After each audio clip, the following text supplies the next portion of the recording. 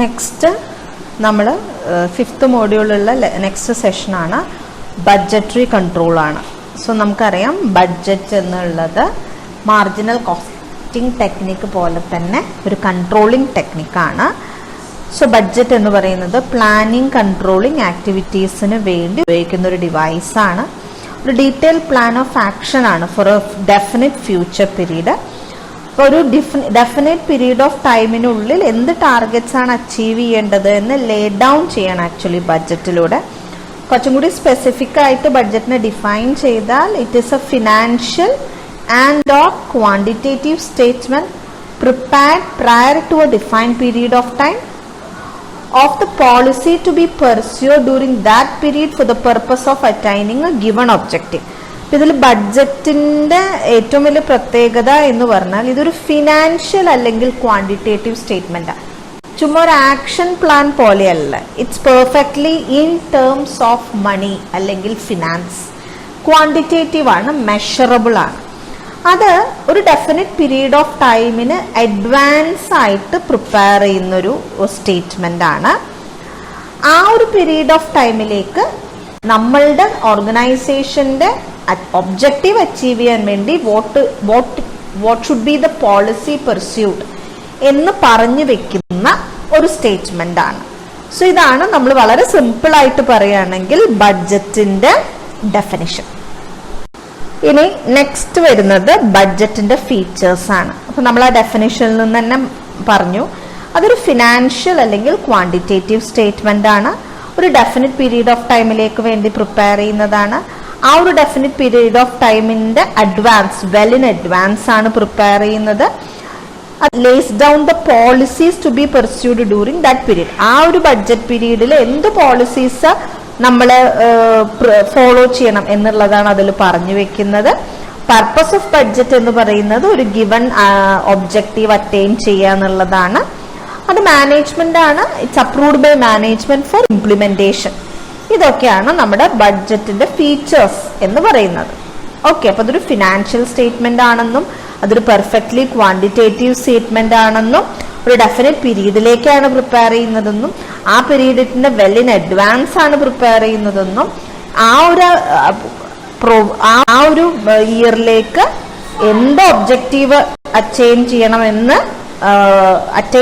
വേണ്ടിയിട്ടാണ് അതിന് എന്ത് പോളിസി ലേ ഡൗൺ ചെയ്യണം എന്നുള്ളതാണ് ബഡ്ജറ്റിൽ പറഞ്ഞിരിക്കുന്നത്. മാനേജ്മെന്റിന്റെ അപ്രൂവലോടുകൂടി ഇംപ്ലിമെന്റ് ചെയ്യപ്പെട്ടിട്ടുള്ള ഒരു സാധനമാണ് ഈ ബഡ്ജറ്റ് എന്ന് പറയുന്നത്. ഇതൊക്കെയാ ഫീച്ചേഴ്സ്. നെക്സ്റ്റ് വരുന്നത് എന്താണ് ബഡ്ജറ്ററി കൺട്രോൾ എന്നാണ്. നമുക്ക് ഒരു technique of controlling the activities and organisation with the help of budgets. Budget എന്താണെന്ന് നമ്മൾ പറഞ്ഞു. ആ ബഡ്ജറ്റ് ഉപയോഗിച്ചിട്ട് ഒരു ഓർഗനൈസേഷന്റെ ആക്ടിവിറ്റീസിനെ കൺട്രോൾ ചെയ്യുന്ന ടെക്നിക്കിനെയാണ് നമ്മൾ ബഡ്ജറ്ററി കൺട്രോൾ എന്ന് പറയുന്നത്. സോ നമ്മൾ ഓൾറെഡി ഒരു ബഡ്ജറ്റ് പ്രിപ്പയർ ചെയ്ത് വെച്ചു ഒരു ഡെഫിനിറ്റ് പീരീഡ് ഓഫ് ടൈമിലേക്ക് well in advance. Then actual performance happen ചെയ്യുന്നു ആൻഡ് യു കമ്പയർ. അങ്ങനെ കമ്പയർ ചെയ്യുന്ന ആ ഒരു ടെക്നിക്കിനെയാണ് നമ്മൾ ബഡ്ജറ്ററി കൺട്രോൾ പറയുന്നത്. സോ ഒരു ഡെഫിനിഷൻ ആയിട്ട് പറഞ്ഞു കഴിഞ്ഞാൽ the establishments of budgets relating the responsibilities of executives to the requirements of a policy and the continuous comparison of actual with budgeted result either to secure by individual action the objective of that policy or to provide a basis for revision. ഇതിൽ പറയുന്നത് ഒരു budgets prepare ചെയ്യുന്നത് വഴി who should be doing what എന്നുള്ള ഒരു responsibility എക്സിക്യൂട്ടീവ്സിന് കൊടുക്കുകയാണ് ഓർഗനൈസേഷന്റെ പോളിസിയുടെ റിക്വയർമെന്റ് അനുസരിച്ചിട്ട്. ആൻഡ് കമ്പാരിസൺ വരികയാണ് ആക്ച്വൽ ആൻഡ് ബഡ്ജറ്റഡ് റിസൾട്ടായിട്ട്. അപ്പോൾ ഒന്നില്ലെങ്കിൽ you are responsible for achieving this, അല്ലെങ്കിൽ if something goes wrong then you have to provide a basis for revision. ഇതാണ് ബഡ്ജറ്റ്. വളരെ സിമ്പിൾ ആയിട്ട് പറഞ്ഞാൽ ബഡ്ജറ്റ് ഉപയോഗിച്ചിട്ടുള്ള കൺട്രോളിംഗ് ടെക്നിക്ക്. അത്രേ ഉള്ളൂ. ഇനി നെക്സ്റ്റ് വരുന്നത് ഫീച്ചേഴ്സ് ഓഫ് ബഡ്ജറ്ററി കൺട്രോൾ ആണ്. 7 പോയിന്റ്സ് ആണുള്ളത്. ഒന്ന്, establishment of budget for each functional area of organisation. Budgetary control വഴി തന്നെ അതിൻ്റെ ഒരു മെയിൻ ഉദ്ദേശം എന്ന് പറയുന്നത് ഓരോ ഫങ്ഷണൽ ഏരിയയ്ക്കും, അതായത് മാർക്കറ്റിങ്ങിന്, ഫിനാൻസിന്, അതുപോലെ HR അങ്ങനെ ഓരോരോ ഫങ്ഷണൽ ഏരിയയ്ക്കും ബഡ്ജറ്റ്സ് എസ്റ്റാബ്ലിഷ് ചെയ്യുക എന്നുള്ളതാണ്. ആക്ച്വൽ പെർഫോമൻസ്, ഓരോ ഫങ്ഷണൽ ഏരിയയുടെയും ആക്ച്വൽ പെർഫോമൻസ് മെഷർ ചെയ്യുക എന്നുള്ളതാണ്. ആക്ച്വൽ പെർഫോമൻസും ബഡ്ജറ്റഡ് പെർഫോമൻസിൻ്റെയും ഒരു കണ്ടിന്യൂസ് കമ്പാരിസൺ ആണ്. അങ്ങനെ ആക്ച്വലും ബഡ്ജറ്റഡും തമ്മിൽ എന്തെങ്കിലും വേരിയേഷൻ ഉണ്ടെങ്കിൽ മെഷറിംഗ് ആണ്.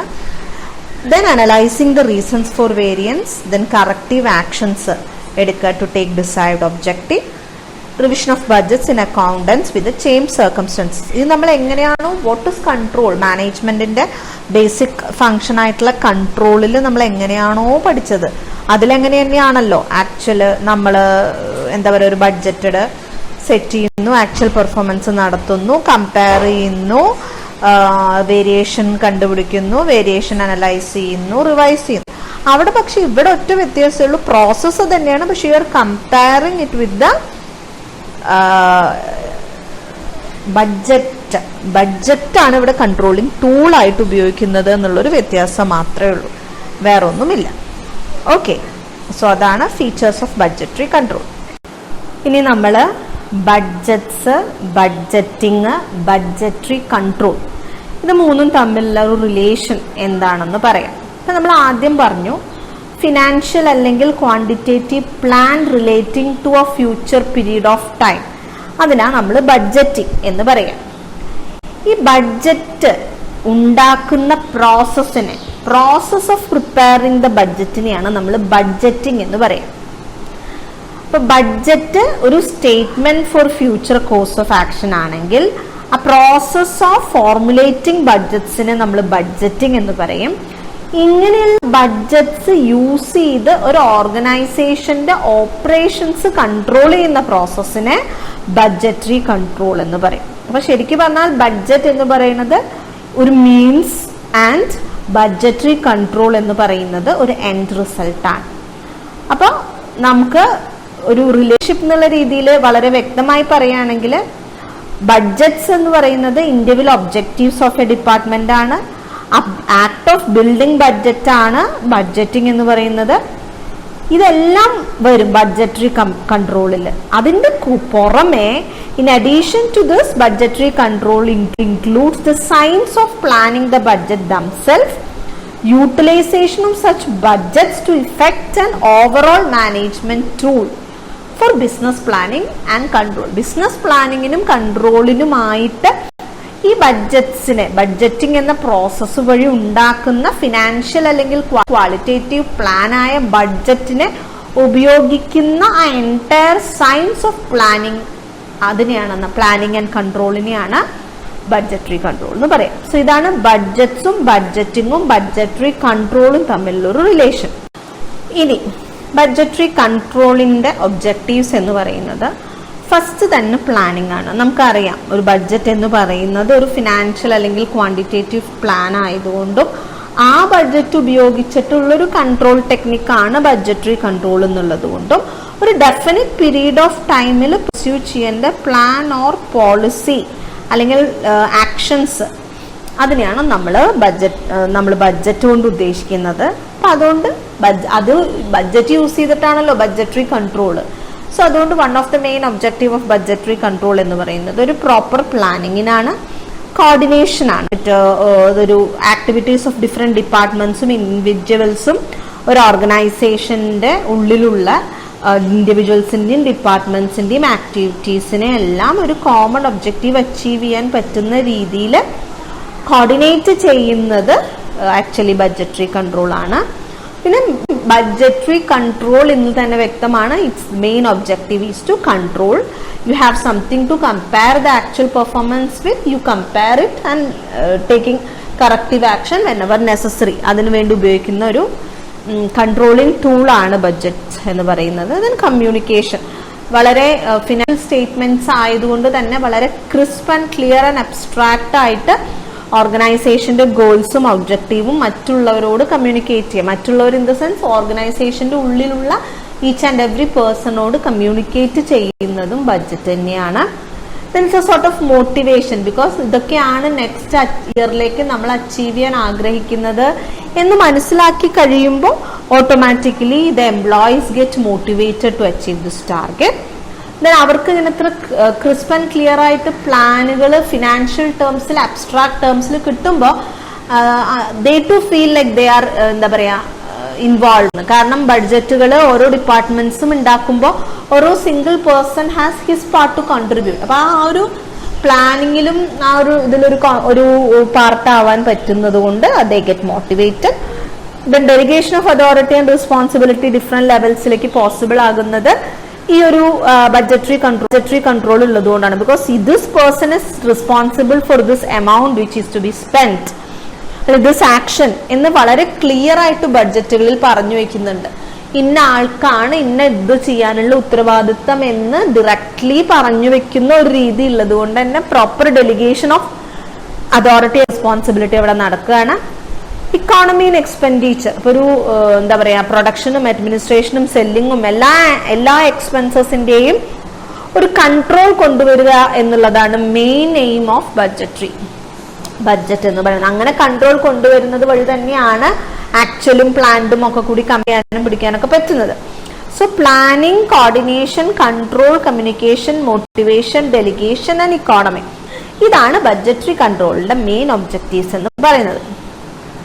ഇനി next advantages of budgetary control അല്ലെങ്കിൽ ഇമ്പോർട്ടൻസ് ആണ്. ഒബ്ജക്റ്റീവ്സ് തന്നെ അത് വ്യക്തമാണ്, ബട്ട് സ്റ്റിൽ സെപ്പറേറ്റ് പോയിന്റ്സ് ഉണ്ട്. ബഡ്ജറ്ററി കൺട്രോള് പ്ലാനിങ്ങിനും പോളിസി ഫോർമുലേഷനും മാനേജ്മെന്റിനെ ഗൈഡ് ചെയ്യുന്നു. ഗോൾസും ടാർഗറ്റ്സും ഫിക്സിങ്ങിന് വേണ്ടിയിട്ട് ഒരു ഡയറക്ഷൻ കൊടുക്കുന്നു ഓർഗനൈസേഷന്. Delegation of authority and responsibility different ലെവൽസിൽ ഇൻട്രൊഡ്യൂസ് ചെയ്യുന്നു. ഓൾ ഇൻഡിവിജ്വൽസിന്റെയും ഡിപ്പാർട്ട്മെന്റ്സിന്റെയും ഒരു കോർഡിനേറ്റഡ് ഇഫേർട്സ് പോസിബിൾ ആക്കുന്നു. വേസ്റ്റും ലോസും മിനിമൈസ് ചെയ്ത് പ്രൊഡക്ടിവിറ്റി ഇൻക്രീസ് ചെയ്യാൻ സഹായിക്കുന്നു. ആക്ച്വൽ പെർഫോമൻസ് കമ്പയർ ചെയ്യാനുള്ള ഒരു ബെഞ്ച് മാർക്ക് അല്ലെങ്കിൽ ഒരു ക്രൈറ്റീരിയ ആണ് പലപ്പോഴും ബഡ്ജറ്റ്. മാനേജ്മെന്റ് ബൈ എക്സംഷൻ ആണ് പോസിബിൾ ആക്കുന്നത്. കാരണം ബഡ്ജറ്റിൽ തന്നെ ഏറ്റവും ഇമ്പോർട്ടൻസ് വരുന്ന in terms of finance importance വരുന്ന കാര്യങ്ങൾ ഐഡന്റിഫൈ ചെയ്ത മാനേജ്മെന്റിന് അതിലേക്കൊരു സ്പെഷ്യൽ ശ്രദ്ധ പലപ്പോഴും ബഡ്ജറ്റ്സ് വഴി ഹെൽപ്പ് ചെയ്യുന്നുണ്ട്. Allocation of resources, men, material, machine, money, method, അതെല്ലാം പ്ലാൻ ചെയ്യാൻ പറ്റുന്നു. കോസ്റ്റ് കോൺഷ്യസ്നെസ് വരുന്നു. കാരണം you know everything in terms of finance. പൈസയുടെ ടേംസിൽ കാര്യങ്ങൾ മനസ്സിലാക്കുമ്പോൾ നമുക്ക് കറക്റ്റ് അറിയാൻ പറ്റുള്ളൂ കൂടിപ്പോയോ കുറഞ്ഞു പോയോ എന്നൊക്കെ. സോ അപ്പോൾ കോസ്റ്റ് കോൺഷ്യസ്നെസ് വരുന്നു. സെറ്റിംഗ് സ്റ്റാൻഡേർഡ്സ് സെറ്റ് ചെയ്യാനായിട്ട് പറ്റുന്നു.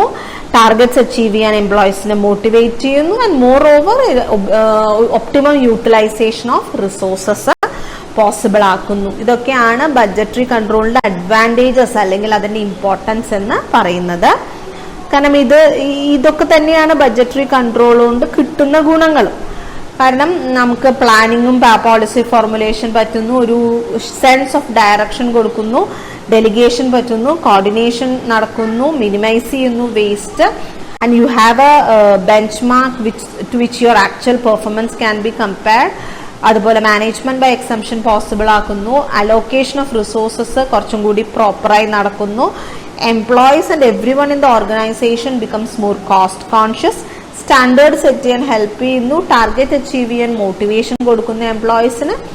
And optimum utilisation of resources possible ആകുന്നു. ഇതാണ് ഇമ്പോർട്ടൻസ് അല്ലെങ്കിൽ advantages of budgetary control.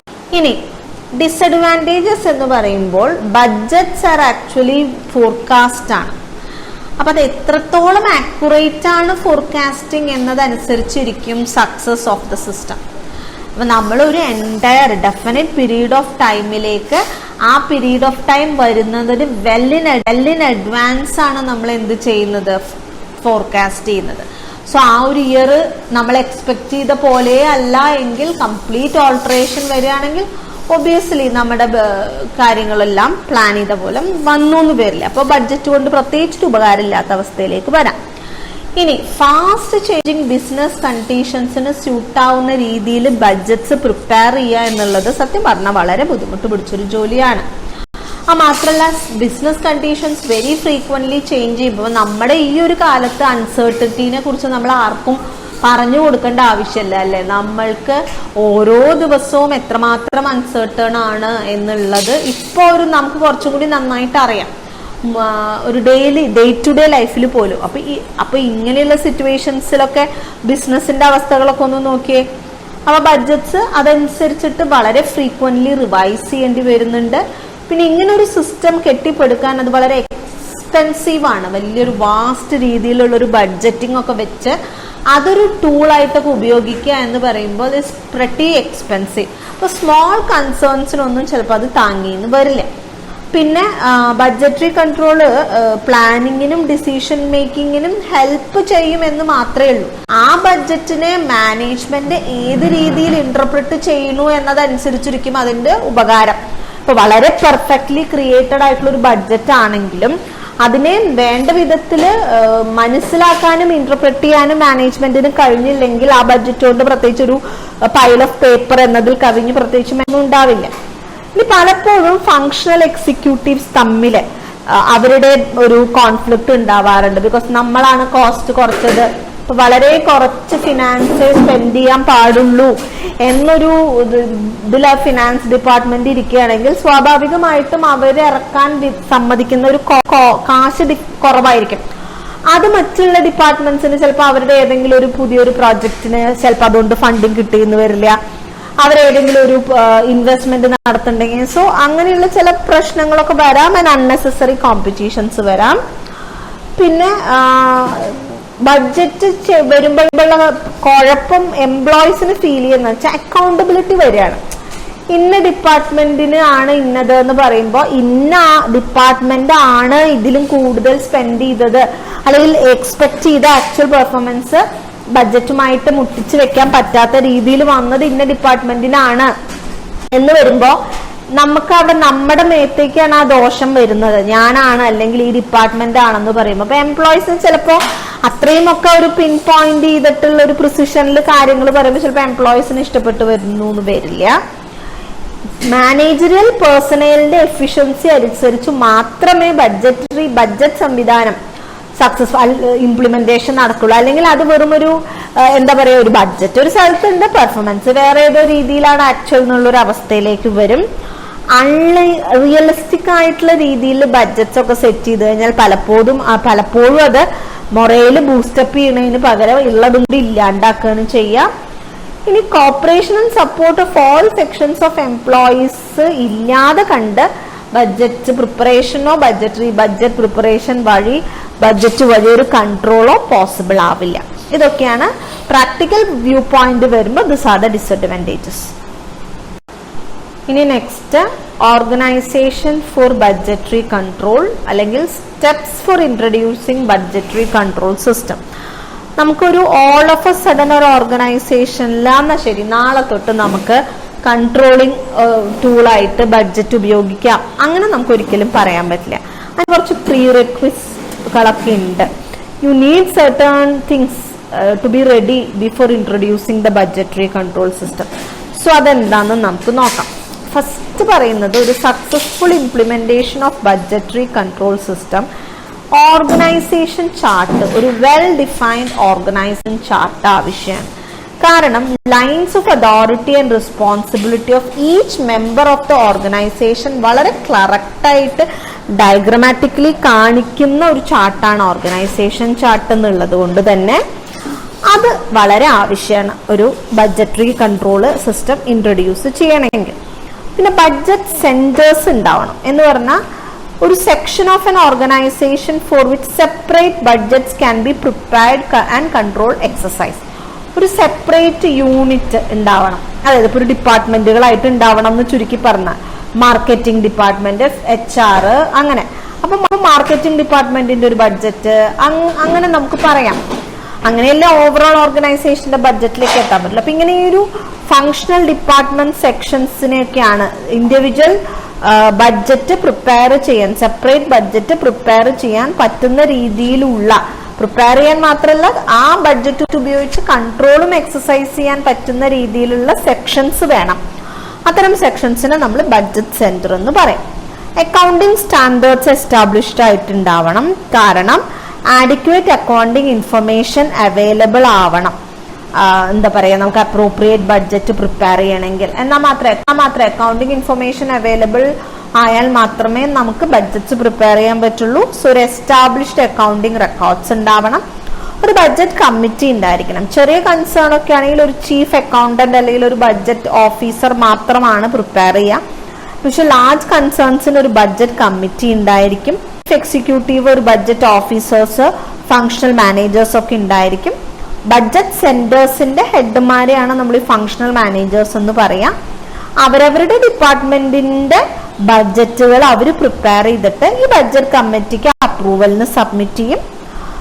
Budget committee കുറച്ച് എന്താ പറയുക അഡ്ജസ്റ്റ്മെന്റ്സ് ഒക്കെ പ്രിപ്പയർ ചെയ്തിട്ട് മാസ്റ്റർ ബഡ്ജറ്റ് പ്രിപ്പയർ ചെയ്യും. അപ്പൊ ബഡ്ജറ്റ് കമ്മിറ്റിയുടെ ഫങ്ഷൻസ് എന്ന് പറയുന്നത് ഡിപ്പാർട്ട്മെന്റൽ മാനേജേഴ്സിന് നെസസറി ഇൻഫർമേഷൻ കൊടുക്കുക ബഡ്ജറ്റ് പ്രിപ്പയർ ചെയ്യാൻ വേണ്ടിയിട്ട്.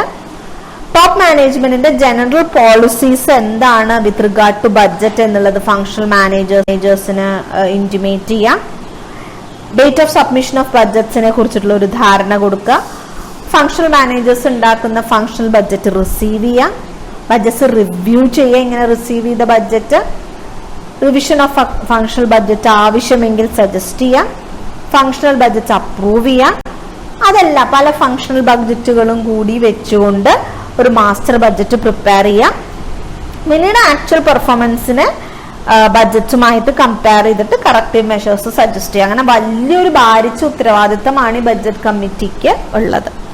പിന്നെ ഒരു ബഡ്ജറ്റ് മാനുവൽ ഉണ്ടായിരിക്കണം എന്ന് പറഞ്ഞാൽ its document which sets out the responsibilities of persons engaged in the routine of and the forms and records required for budgetary control. അത് ബഡ്ജറ്ററി കൺട്രോൾ എന്ന പ്രോസസ്സിൽ ഭാഗമാകുന്ന ഓരോ ആളുടെ റെസ്പോൺസിബിലിറ്റി എന്താണെന്നും ബഡ്ജറ്ററി കൺട്രോളിന് ആവശ്യമായിട്ടുള്ള ഫോമുകളും റെക്കോർഡുകളും എന്താണെന്നും പറയുന്ന ഒരു ഡോക്യുമെന്റ് ആണ് ആക്ച്വലി ബഡ്ജറ്ററി മാനുവൽ എന്ന് പറയുന്നത്. അപ്പൊ അതില് ബഡ്ജറ്റിൽ യൂസ് ചെയ്യുന്ന ഡിഫറെന്റ് ടേംസിന്റെ ഡെഫിനിഷൻ ഉണ്ടാവും. വളരെ ഡീറ്റെയിൽഡ് ആയിട്ടുള്ള ഒരു ഓർഗനൈസേഷൻ ചാർട്ട് ഉണ്ടാവും. ബഡ്ജറ്റ് പീരീഡ് ഉണ്ടാവും. ആ പ്രിപ്പറേഷൻ ഓഫ് ബഡ്ജറ്റ് പല ആളുകളുടെയും റെസ്പോൺസിബിലിറ്റീസ് പറഞ്ഞിട്ടുണ്ടാവും. എന്തെല്ലാം ഫോമും റെക്കോർഡുമാണ് ബഡ്ജറ്ററി കൺട്രോളിന് യൂസ് ചെയ്യേണ്ടതെന്നുണ്ടെങ്കിൽ അതിന്റെ ഫോർമാറ്റുകൾ ഉണ്ടാവും. ബഡ്ജറ്റ് സബ്മിറ്റ് ചെയ്യേണ്ടത്, റിവ്യൂ ചെയ്യേണ്ടത്, റിവിഷൻ ചെയ്യേണ്ടത്, അപ്രൂവൽ ചെയ്യേണ്ടതിന്റെ ഡേറ്റുകൾ ഉണ്ടാവും. എന്ത് മെത്തേഡ് ഓഫ് അക്കൗണ്ടിങ് ആണ് അഡോപ്റ്റ് ചെയ്യേണ്ടത് എന്നുള്ള ആ ഡീറ്റെയിൽസും ഉണ്ടാവും. ഇതെല്ലാം അടങ്ങിയിട്ടുള്ള ഒരു ഡോക്യുമെന്റിനെയാണ് നമ്മൾ ബഡ്ജറ്റ് മാനുവൽ എന്ന് പറയാം. ഇനി ബഡ്ജറ്റ് പീരീഡ് എന്ന് പറഞ്ഞാൽ നമുക്കറിയാം, നമ്മളൊരു സ്പെസിഫിക് പീരീഡിലേക്ക് വേണ്ടിയിട്ടാണ്, ഒരു ഡെഫിനിറ്റ് പീരീഡ് ഓഫ് ടൈമിലേക്ക് വേണ്ടിയിട്ടാണ്. നമ്മുടെ ബിസിനസിന്റെ നേച്ചറിനെയും നമ്മൾ എത്രത്തോളം കൺട്രോളിങ് ടൂളായിട്ട് ബഡ്ജറ്റിന് ഉപയോഗിക്കുന്നുണ്ടോ അതിൻ്റെ അനുസരിച്ചിട്ടാണ് നമ്മൾ ആ ടൈം പീരീഡ് സെറ്റ് ചെയ്യുക. ഒരു ഇയർ തൊട്ടിട്ട് 3 to 5 years ഒക്കെ വരുന്ന ബഡ്ജറ്റ് വരെ പ്രിപ്പയർ ചെയ്യാറുണ്ട്. എന്താ പറയുക, ഷോർട്ട് ടേം ബഡ്ജറ്റുകൾ മന്ത്ലി, വീക്ക്ലി ഉണ്ട്, 1 yearലുണ്ട്, 3 to 5 years ഉണ്ട്.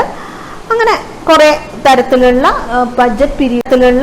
ബഡ്ജറ്റ് പീരീഡ് സെറ്റ് ചെയ്തുകൊണ്ട് പലതരത്തിലുള്ള ബഡ്ജറ്റുകളുണ്ട്. പിന്നെ ലെവൽ ഓഫ് ആക്ടിവിറ്റി എന്ന് പറയും. അത് ഒരു മാനുഫാക്ചറിങ് ഫേം ആവുമ്പോൾ അവരുടെ പ്ലാൻ പ്രൊഡക്ഷൻ കപ്പാസിറ്റിയുടെ certain percentage ആണ് ലെവൽ ഓഫ് ആക്ടിവിറ്റി എന്നാ നമ്മൾ പറയാം. ആ ഒരു ലെവൽ ഓഫ് ആക്ടിവിറ്റി അവൈലബിലിറ്റി, പവറിന്റെ shortage, demand cycle, demand condition, business cycle, അങ്ങനെ ഒത്തിരി കാര്യങ്ങളെ ആശ്രയിച്ചിട്ടാണ് ഈ ലെവൽ ഓഫ് ആക്ടിവിറ്റി ഉണ്ടാവുക. ഇതിന്റെയൊക്കെ ബേസിലാണ് നമ്മൾ ലെവൽ ഓഫ് ആക്ടിവിറ്റി സെലക്ട് ചെയ്യുക. ലെവൽ ഓഫ് ആക്ടിവിറ്റിയുടെ ബേസ് ചെയ്തിട്ടാണ് നമ്മൾ ബഡ്ജറ്റ് പ്രിപ്പയർ ചെയ്യുക. പിന്നെ എപ്പോഴും ബഡ്ജറ്റിൽ ഒരു ബഡ്ജറ്റ് ഫാക്ടർ അല്ലെങ്കിൽ ഒരു കീ ഫാക്ടർ എന്നുണ്ടാവും. ഇപ്പൊ ഏതൊരു ഓർഗനൈസേഷൻ ആണെങ്കിലും വളരെ പരിമിതികൾ നിശ്ചയിക്കുന്ന ചില കാര്യങ്ങൾ ഉണ്ടാവും. ചിലപ്പോൾ ആ വോളിയം ഓഫ് ഔട്ട്പുട്ടിനെ ലിമിറ്റ് റെസ്ട്രിക്റ്റ് ചെയ്യുന്നത് ഇത്തരം ഘടകങ്ങളായിരിക്കും. ചിലപ്പോൾ പ്രോഡക്റ്റിന്റെ ഡിമാൻഡ് ആയിരിക്കും, ചിലപ്പോൾ മെറ്റീരിയലിന്റെ അവൈലബിലിറ്റി ആയിരിക്കും, ചിലപ്പോൾ ക്യാപിറ്റലിന്റെ അവൈലബിലിറ്റി ആയിരിക്കും, ലേബറിന്റെ അവൈലബിലിറ്റി ആയിരിക്കും. സോ ആ ഓർഗനൈസേഷന്റെ വോളിയം ഓഫ് ഔട്ട്പുട്ടിനെ വളരെ ക്രിട്ടിക്കലായിട്ട് എഫക്റ്റ് ബാധിക്കുന്ന ഒരു ഫാക്ടർ, അതാണ് നമ്മൾ key factor, principal factor, limiting factor, governing factor ഒക്കെ പറയാം. ഈ ഫാക്ടറിന്റെ ബേസിസിലാണ് ബഡ്ജറ്റ് ആദ്യം പ്രിപ്പയർ ചെയ്യുക. അതിനനുസരിച്ചിട്ടാണ് അതർ ബഡ്ജറ്റ്സ് പ്രിപ്പയർ ചെയ്യുക. ഇപ്പോൾ ഒരു ഓർഗനൈസേഷന്റെ മെറ്റീരിയൽ ആണ് ലിമിറ്റിംഗ് ഫാക്ടർ എങ്കിൽ മെറ്റീരിയലിന്റെ ബേസിസിലുള്ള ഒരു ബഡ്ജറ്റ്, അതിന് ഇമ്പോർട്ടൻസ് കൊടുക്കുന്ന രീതിയിലുള്ള ഒരു പ്രിൻസിപ്പൽ ബഡ്ജറ്റ് പ്രിപ്പയർ ചെയ്തിട്ട് ബാക്കി ബഡ്ജറ്റുകൾ അതിനെ ചുറ്റിപ്പറ്റിയിട്ടായിരിക്കും. അപ്പൊ ഇത്രയും സംഭവങ്ങൾ ഉണ്ടെങ്കിൽ മാത്രമേ നമുക്കൊരു ബഡ്ജറ്ററി കൺട്രോൾ സിസ്റ്റം ഉണ്ടാക്കാൻ പറ്റുള്ളൂ. നമുക്കൊരു ഓർഗനൈസേഷന്റെ ചാർട്ട് ആവശ്യമുണ്ട്, ബഡ്ജറ്റ് സെന്റർ എസ്റ്റാബ്ലിഷ്ഡ് അക്കൗണ്ടിങ് റെക്കോർഡുകൾ ഉണ്ടാവണം, ബഡ്ജറ്റ് കമ്മിറ്റി ഉണ്ടാവണം, ബഡ്ജറ്റ് മാനുവൽ ഉണ്ടാവണം. അപ്പോൾ എന്താണ് നമ്മുടെ ബഡ്ജറ്റ് പീരീഡ് എന്നും ലെവൽ ഓഫ് ആക്ടിവിറ്റി എന്നും ഡിസൈഡ് ചെയ്യണം, ഏതാണ് നമ്മുടെ ബഡ്ജറ്റ് ഫാക്ടർ അല്ലെങ്കിൽ കീ ഫാക്ടർ എന്ന് ഡിസൈഡ് ചെയ്യണം. ഇത്രയും കാര്യങ്ങൾ ഡിസൈഡ് ചെയ്താൽ മാത്രമേ നമുക്ക് ബഡ്ജറ്ററി കൺട്രോൾ സിസ്റ്റം നമ്മുടെ ഓർഗനൈസേഷനിൽ ഇൻട്രൊഡ്യൂസ് ചെയ്യാനായിട്ട് പറ്റും.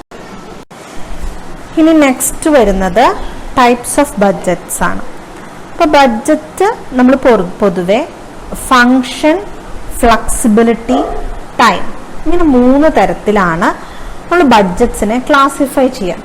ഇതിൽ ഓരോന്നിലും അണ്ടറിൽ വരുന്ന ബഡ്ജറ്റുകൾ ജനറലായി ചില ബഡ്ജറ്റിന്റെ പ്രിപ്പറേഷൻ പ്രോബ്ലത്തിന്റെ രൂപത്തിലൊക്കെ നമുക്ക് പഠിക്കാനുണ്ട്. അപ്പൊ ആദ്യം നമ്മൾ ഫങ്ഷന്റെ ബേസിസിൽ ബഡ്ജറ്റിനെ എങ്ങനെയാ ക്ലാസിഫൈ ചെയ്യണമെന്ന് നോക്കാം. ബഡ്ജറ്റിനെ ഫങ്ഷന്റെ ബേസിസിൽ പൊതുവെ 2 ആയിട്ടാണ് ക്ലാസിഫൈ ചെയ്യണത്, ഫങ്ഷണൽ ബഡ്ജറ്റ് എന്നും മാസ്റ്റർ ബഡ്ജറ്റ് എന്നും.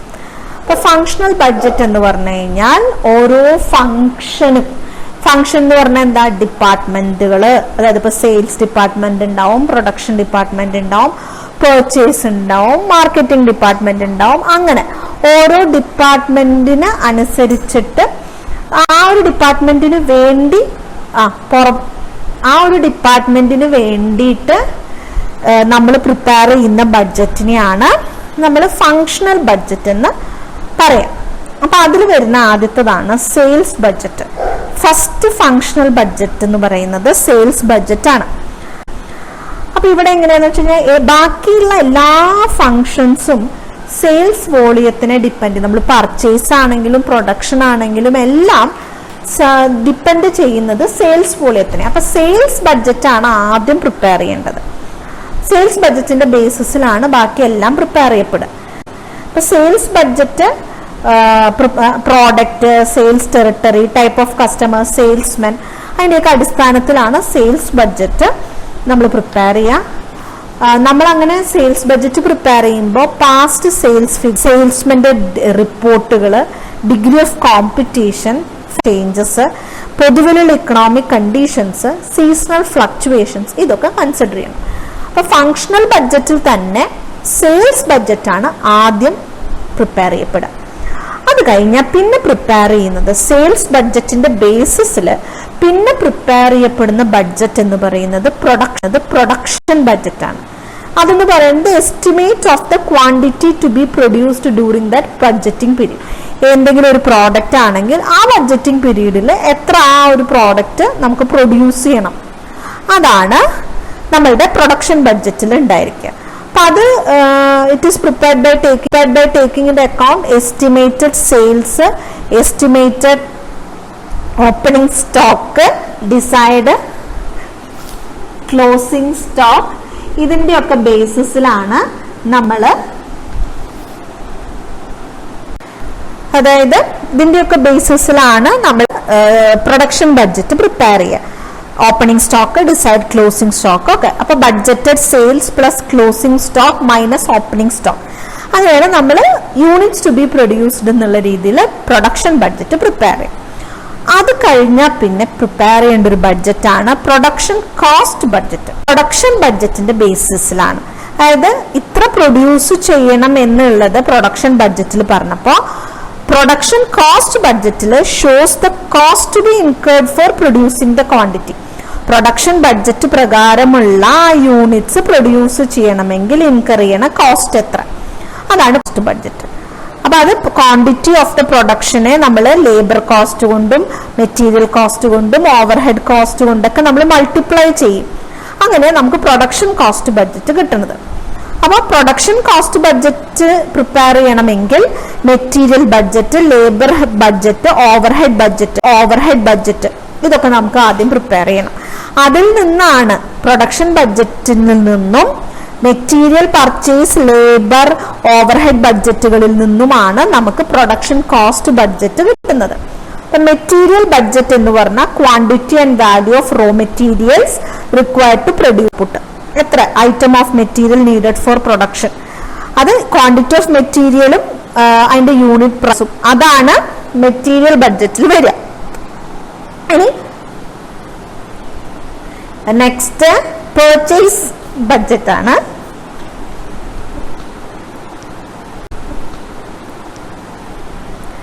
സോ പർച്ചേസ് ബഡ്ജറ്റ് ആണ് അടുത്തത്.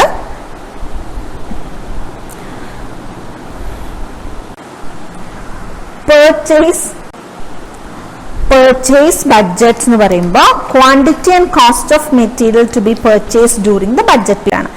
നമ്മൾ മെറ്റീരിയൽ ബഡ്ജറ്റ് തന്നെ ക്വാണ്ടിറ്റി ടു ബി പർച്ചേസ്ഡ്, അതും കൂടി ക്വാണ്ടിറ്റി ഓഫ് മെറ്റീരിയലും അതുപോലെ തന്നെ മൾട്ടിപ്ലൈഡ് ബൈ യൂണിറ്റ് പ്രൈസും, അത് മെറ്റീരിയൽസ് ബഡ്ജറ്റ്. ഇനി അതെങ്ങനെ പർച്ചേസ് ചെയ്യും, ക്വാണ്ടിറ്റിയും കോസ്റ്റും കൂടി ചേർന്നിട്ടുള്ള ബഡ്ജറ്റാണ് പർച്ചേസ് ബഡ്ജറ്റ് പറയാം.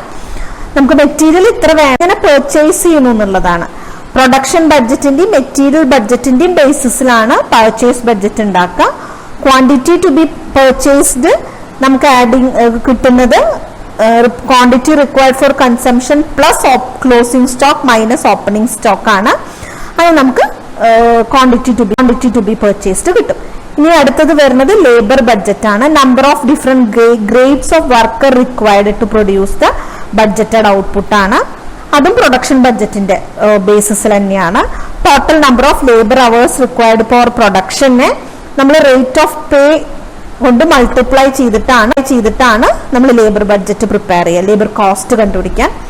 ഓവർഹെഡ് ബഡ്ജറ്റ് എന്ന് പറയുമ്പോൾ ഇൻഡയറക്റ്റ് എക്സ്പെൻസസ്, അതായത് relating to production, administration, selling and distribution അല്ല.